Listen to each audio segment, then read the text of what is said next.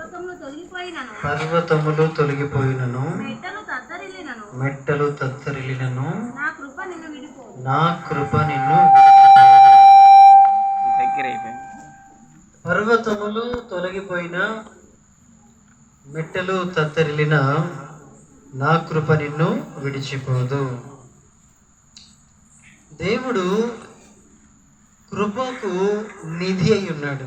నిధి అంటే బ్యాంక్, అర్థమైందా? నిధి అంటే ఎవరు? కొంచెం వాళ్ళు మంచి నిధి అంటే చెప్పండి, బ్యాంక్. ఓకే, కృపకు ఆయన నిధి అయి ఉన్నాడు అని దేవుని వాక్యం సెలవిస్తూ ఉంది.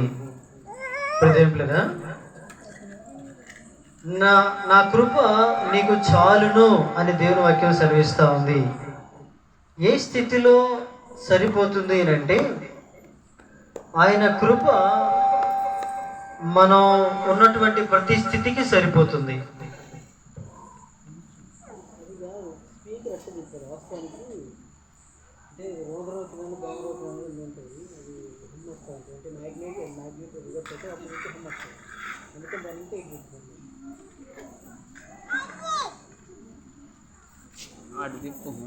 ఏం లేదా?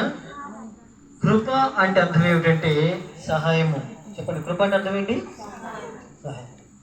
సో దేవుడు మనకు ఎప్పుడు సహాయం చేస్తాడు అని అంటే మనం కోరినప్పుడల్లా సహాయం చేస్తాడు.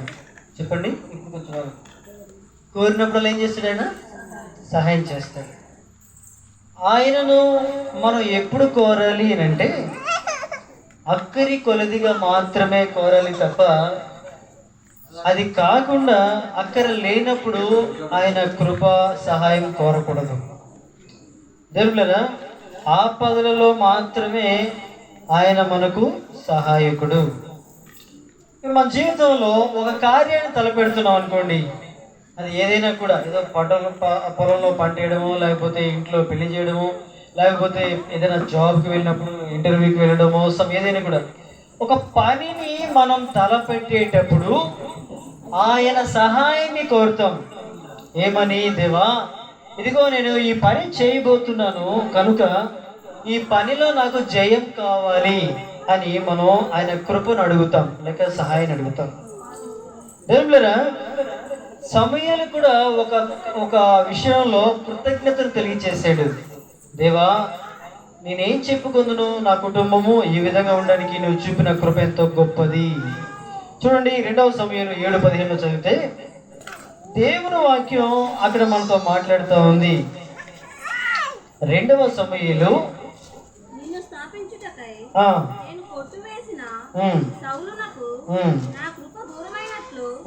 అతనికి నా కృప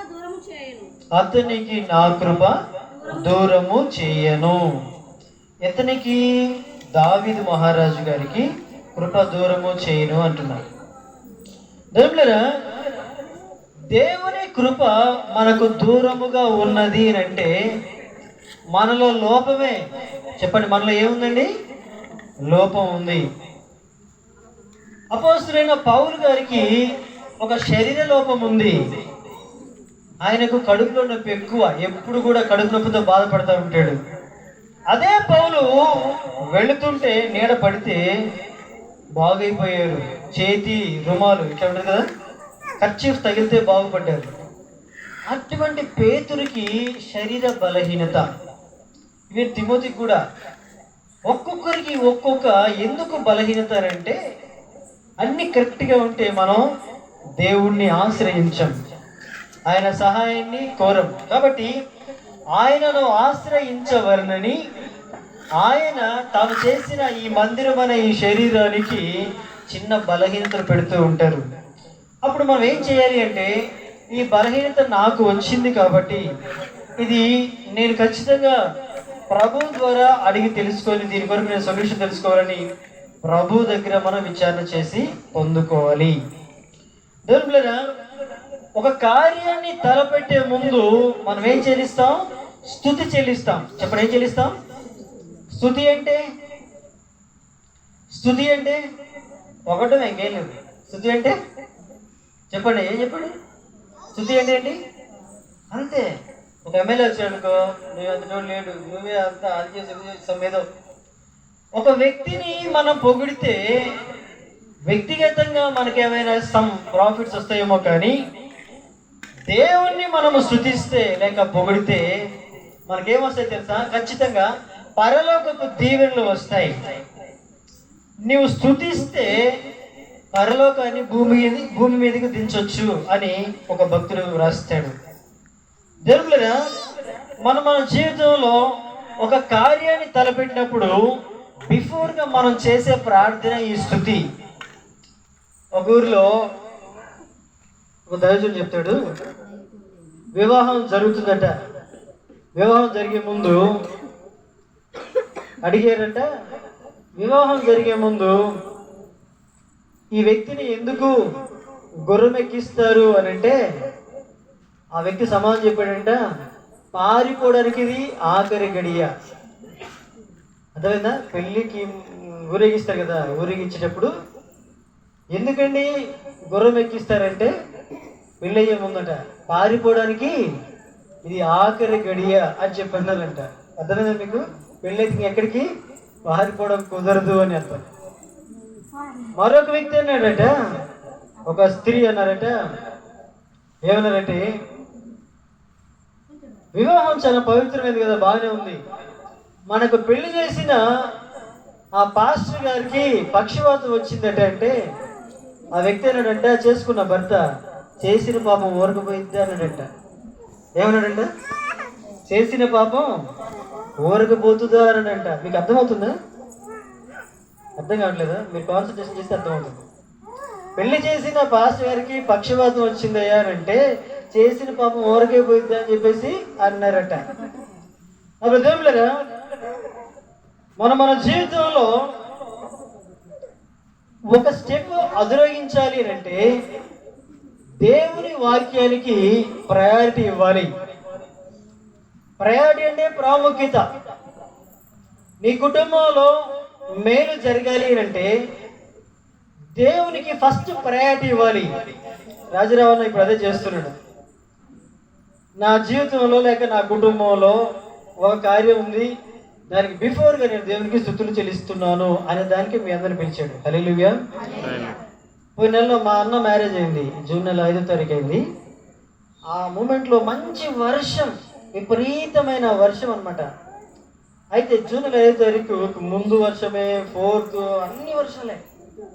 అయితే మేము ప్రార్థన చేసాం, ప్రభువా వర్షం వస్తే అంత గందరగోళంగా ఉంటుంది, రాకూడదు నాయన, మీ చిత్తంలాగా ఇది చేయండి, మంచి కార్యం తలపెడుతున్నాం కాబట్టి ఘనంగా జరిగించని ప్రేర్ చేసాం. 4వ తారీఖు కూడా వర్షం వచ్చింది, 5వ తారీఖు మాత్రం వర్షం లేదు. హల్లెలూయా. అందుకు నేను దేవుని స్తుతించాను.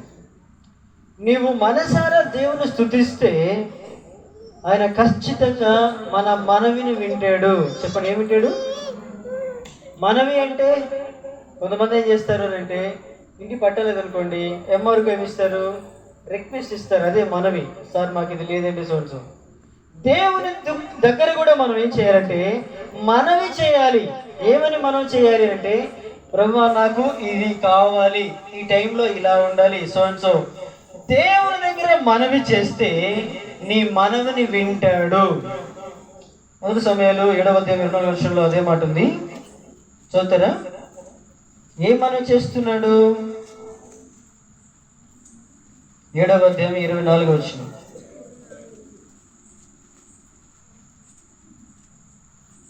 అంతేనా?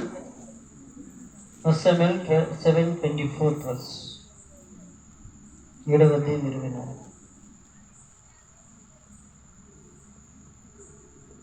అదేనా? దావీదు లోపల ప్రవేశించి ఈ విధంగా మనం చేస్తాను.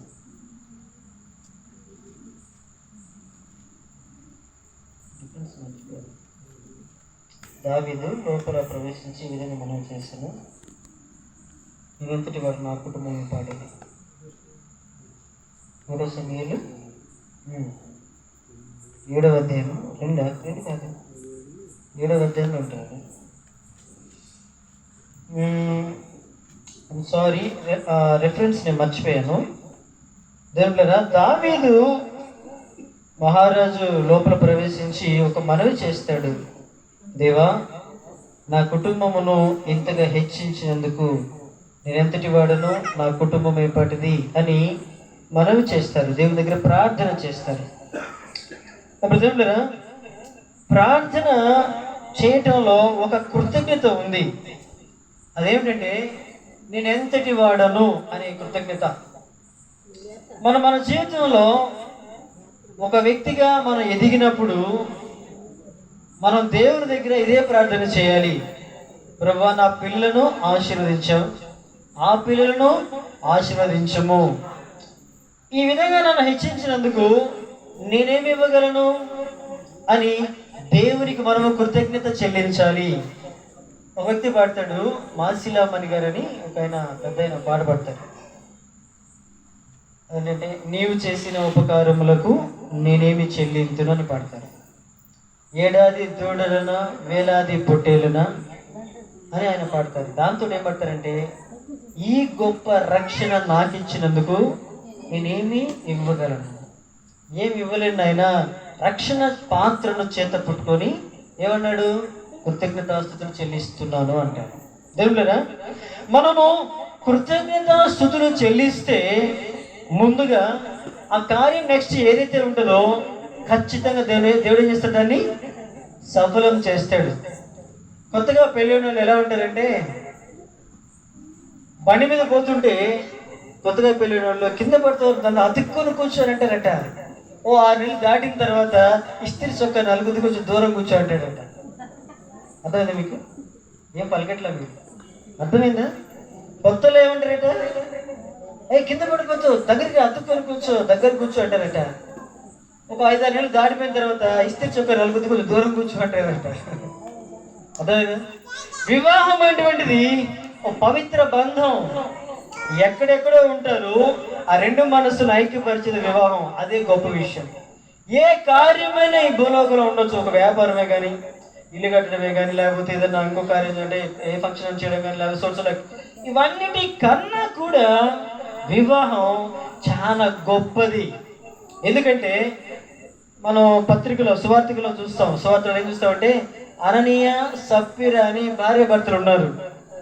ఏదో కొంచెం పొలం అమ్మితే ఇంతే వచ్చిందంటే భార్య కూడా అదే చెప్తుంది. ఇంతేనా అంటే ఇంతేని పేరుతో అబద్ధం ఆడేస్తారు. వెంటనే ఏమైపోతారు, మరణిస్తారు. దేవుళ్ళరా, రెండు మనసులు దూరంగా ఉంటాయి. ఏ రోజైతే స్టేజ్ మీద లేక డయాస్ మీద ఐక్యపరచబడతాయో ఆ ఐక్యపరచబడినటువంటి దినమే ఘనమైన దినం.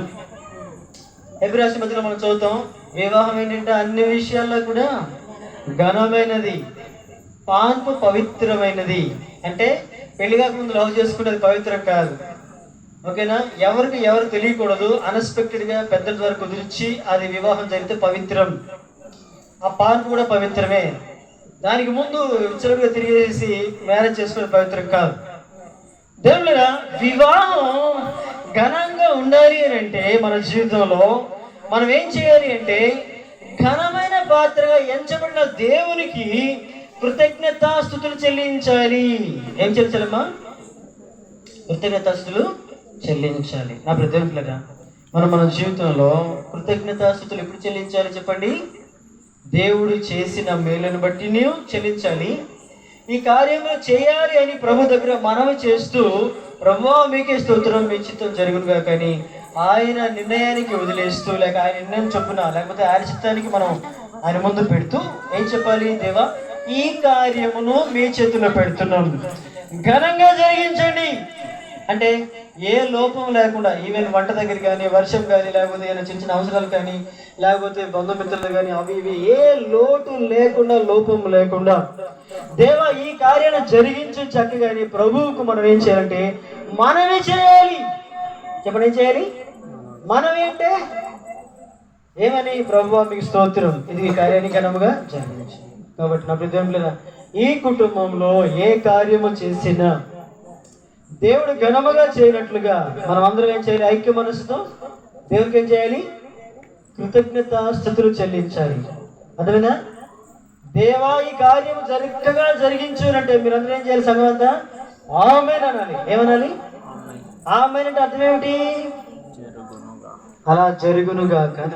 సో దేవుడు అలా గొప్పగా జరిగినట్లుగా ఏ కార్యమైనా కూడా ఓకేనా, దేవుని మనం ఏం చేయాలి? కృతజ్ఞత స్తుతులు చెల్లించబద్ధులమై ఉన్నాం. సహోదరి సహోదరులరా, మన జీవితంలో కూడి ఉన్న ప్రతి పరిస్థితిని బట్టి దేవునికి ఏం చేయాలి? స్తుతులు చెల్లించాలి. ప్రార్థన చేద్దామా? అందరు కూడా తెల్ల ఉంచండి, ప్రార్థన చేద్దాం.